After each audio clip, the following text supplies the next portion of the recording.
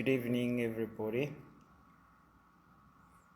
I'd promised to go online or live at 9, but I'm late, and I apologize for that. And we'll just wait a little bit for people to come through, and we will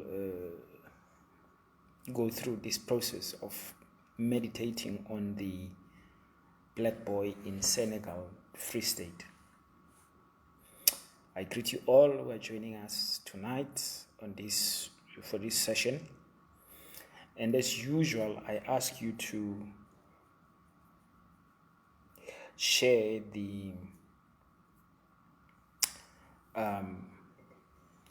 this link, this talk with other people. Ndiyaudumisa comrades Mngxi, comrade Andile, ndinibulisana comrade Gilimani, comrade Petunia. I greet you all who are tuning in, and I'm just asking you to please share this broadcast, some of people in your Facebooks as well. I want to talk about the black boy in Senegal. Comrade Sidiso, I haven't seen you in a long time. I greet you. Comrade Siseko, I greet you. Sinetemba, I greet you. Tla Mbaula, ndiyakubulisa nawe. Okay, sure. Sure, let's do this then. Now to learning Nkosi Xhego. You know, I was triggered a lot by what I heard this morning. I did not realize it was said yesterday. These words that triggered me, I'm sure by now most of you have heard these words. Comrade Zana Ndakbulisa, Mabutswela Dumela, Trevor, Kaho, Shoni. But I was triggered, and please, as I say, do share this broadcast on your pages, because it helps so that other people who wish to follow us are able to do so as well, just to follow the discussion. So I was triggered by these words, which I saw this morning after I've seen some people, and I did not believe first that this was true. But these words were basically that on Friday we are in Senegal. We are not there to protect a murderer that killed a white farmer. We have no business with murderers. That black boy who killed a white man must go and rot in jail. We do not protect criminals. Now I saw those words. Initially, when I saw them being, shared, I don't believe that somebody could say something like that. More so if this somebody is in the process or claims to represent black people, understand the struggle of our people around the land, the question, the positionality of black people, which is overdetermined by violence. I did not believe.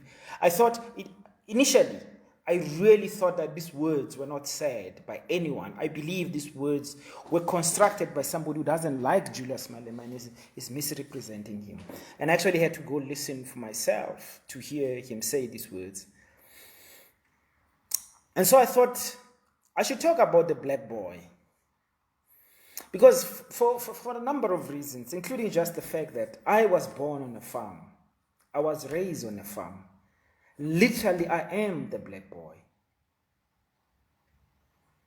This black boy who must rot in jail. This black boy who is a murderer without him being found guilty by any court.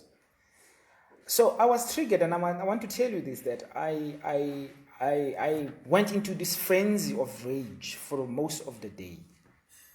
And as a consequence, I don't think that I'm able to articulate very well my rage against this criminalization and justification of why violence must be done against our people. So I need to tell you this story that actually I was born and raised on a white farm. And during my childhood, when I was raised there, when growing up, I know of a farmer who is still alive, who had at one go murdered 3 black people. 3 black people he murdered, shot them dead, 3 black people. And over time, this white farmer in Potchefstroom, Northwest, had continued to kill black people with no consequences whatsoever. Not only that, this white farmer became a member of the ANC. He would become a member of parliament. He became an MEC. He organized all white farmers around Potchefstroom were members of the AWB to join the ANC and to continue the brutalization of our people, now as members of the ANC. I know, as a consequence of growing up on a farm, of being born on a farm, the submission required to live on the farm as a black person. So, when I hear these things people are saying about a black boy who's a criminal, I then, I had to ask myself this question: shouldn't people who have no clue about the life on farms say nothing at all about the black conditions on farms? You see, if you grew up in Sheshego, the extent of your knowledge of what is the condition of black people on farms is very limited. Maybe you grew up in exile. You don't know what's going on farms on every single day. Maybe you just grew up in a township. Similarly, literally, I'm telling you, you don't know. Let me tell you this. Life on farms is a nightmare for black people. Life on farm is a nightmare for black people. In fact, I want to describe it in this way, that the farm in South Africa is a total institution of violence against black people. A farm in South Africa, I'm talking about the commercial white farms, which produce 80% of the food that comes to the market. I'm talking about the farms which are the land stolen from our people, and then they are putting black people there as slaves. These are total institutions of violence against black people. And it's a literal institution. Most of the time when you enter into a farm, there's one gate, and this gate normally would go past the farmhouse, and black people will be right at the bottom, and these black people will be literally guarded and enclosed. And in this situation, the white farmer is God, literally God, who can take your life whenever, if they wish to.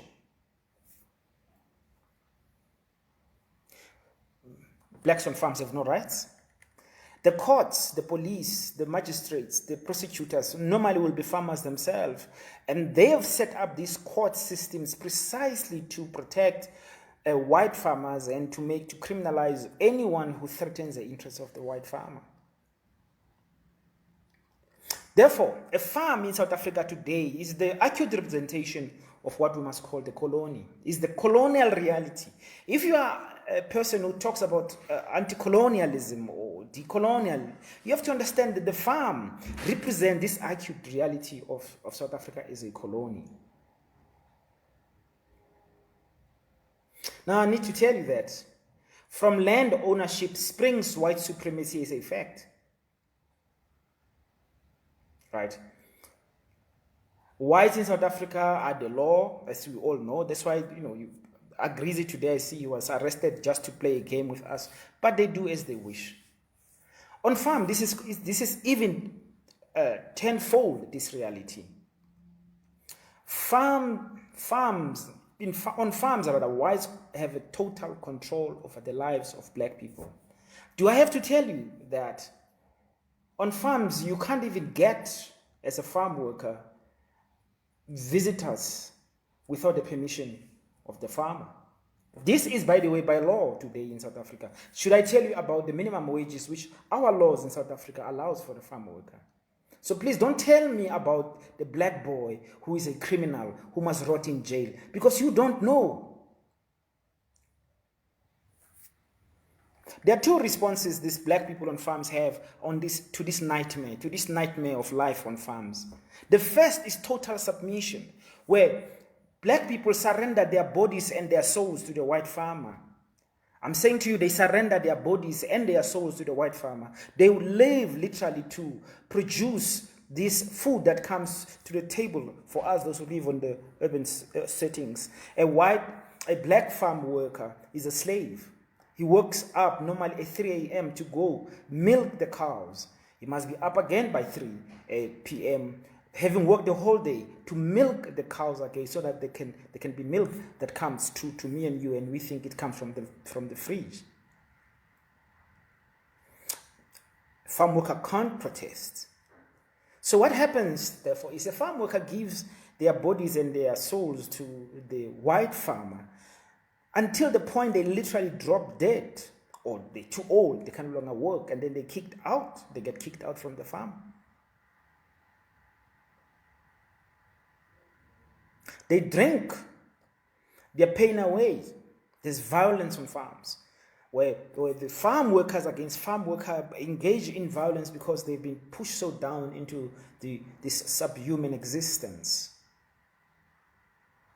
When they die, often they are also denied burial rights. Therefore, for a farm worker, you are landless alive, and you also landless when you die. You are landless alive, and you are landless in death. I have seen it, where somebody has worked all their lives on farms, and when they die, the farmer says, no, you will not be buried here.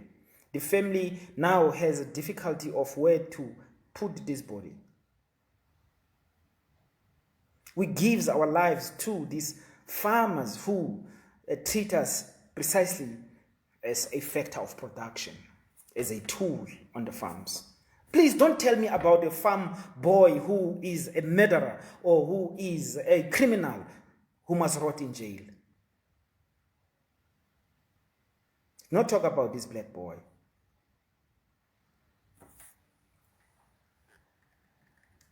Well, there's a second response. The first response is submission. The second response is this black boy. It's a rare, special occurrence on farms. The first response to this nightmare is submission. The second is this black boy. And I'm saying to you, it's a rare occurrence, a very special individual. This black boy normally starts by defying his father, his family. Maybe he goes to a township, he goes maybe to town, he becomes a small petty criminal. He remembers the pain and the weight of violence against his people back home on the farm. So one day, in the middle of the night, he organizes with his brothers from this township or the urban setting, and they go to the farm. Dead of night, they knock. He is not his father. He is not his grandfather. He is not his brother who's breaking his back on the farm so that he can live in death. He knocks. He knows the farm. He knows where the guns are. He knows where the dogs are. And he knocks in the middle of the night. Well, maybe break down the door. Ask for coffee. Sit around the table. Remembers the 400 years of the repression of our people on farms. And when he leaves with his brothers, tears follow. That's the black boy. He is not a criminal. He is ending criminality.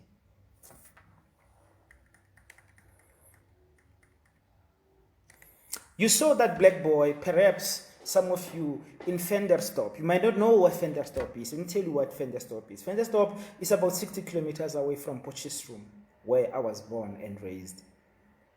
In Ventersdorp, there was a white man, Eugene Terreblanche. Maybe you remember him. He ruled that town with a reign of terror, killing black people, including politicians. Yes, he murdered an ANC Communist Party mayor. He murdered a mayor in Ventersdorp, Eugene Terreblanche. No politician from Joburg, from Seshego, who lives behind high walls in a house provided for by Mazotti, who went down to Ventersdorp to stop the terror. It was the black boy who stood up, stepped forward, ended the terror ignited by Eugene Terreblanche. This black boy who must rot in jail. The terror our people lived under in Ventersdorp was ended by the black boy, who today is called a criminal and a murderer who must rot in jail.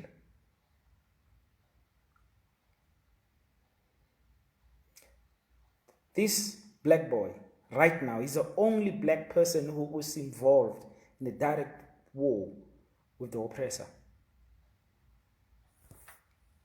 So we must ask the question, why is Julius Malema against this black boy?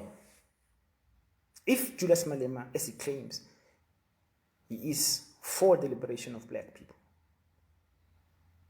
Well, it is clear to me that perhaps Malema is not fighting to end white supremacy, but he is fighting to cash in on the brutality of white supremacy. He is fighting not to end white supremacy, he is fighting to cash in on the brutality of white supremacy against black people. You can look at the Click saga, when this racist advert came out and there was a flaring up of black people, black anger. It ended up with these vague promises and commitment to giving our people sanitary pads. So Julius says, on Friday we are in Senegal. We are not there to protect the murderer that killed the white farmer. We have no business with murderers. That black boy who killed a white man must go rot in jail. We do not protect criminals, he says. Let's break that down. The black is a boy.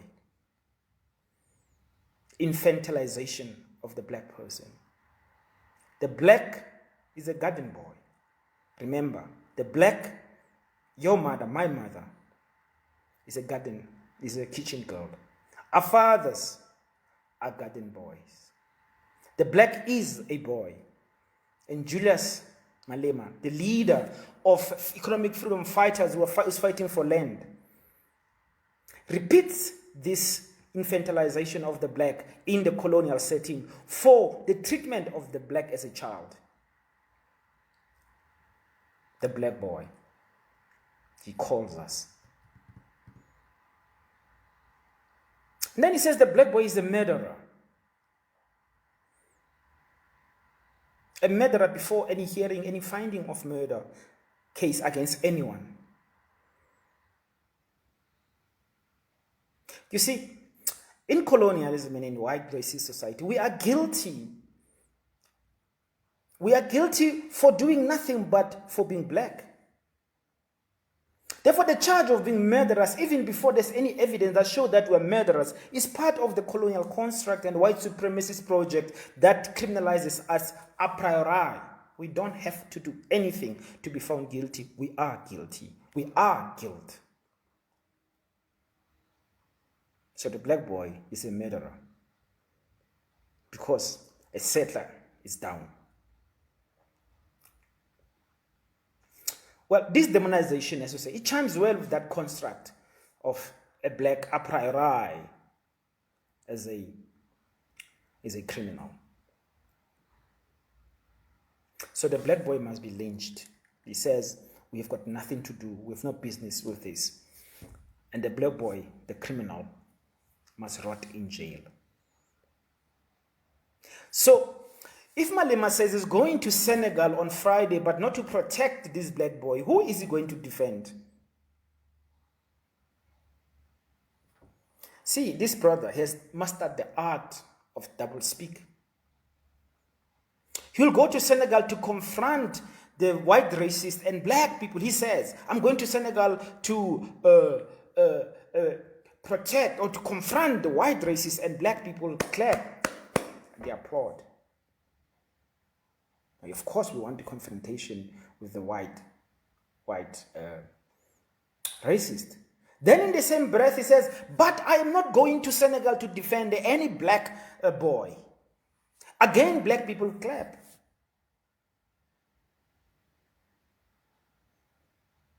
So, who is he on? Whose side is he on? Let me say this in conclusion. Anyone who is against the black boy is an agent of white power. Anyone who is against the black boy is an agent of white power. I know the reign of terror on farms against black people, this reign of terror on farms and in South Africa, in fact, can only be ended by the black boy. We stand with the black boy. We are the black boy. We warn you against Julius Malema. He will murder the black boy for money. I'm Andile Mngxi, born, raised on a farm. I am that black boy, and I wish and I hope to realize his best dream. Avenge his people. I'm out.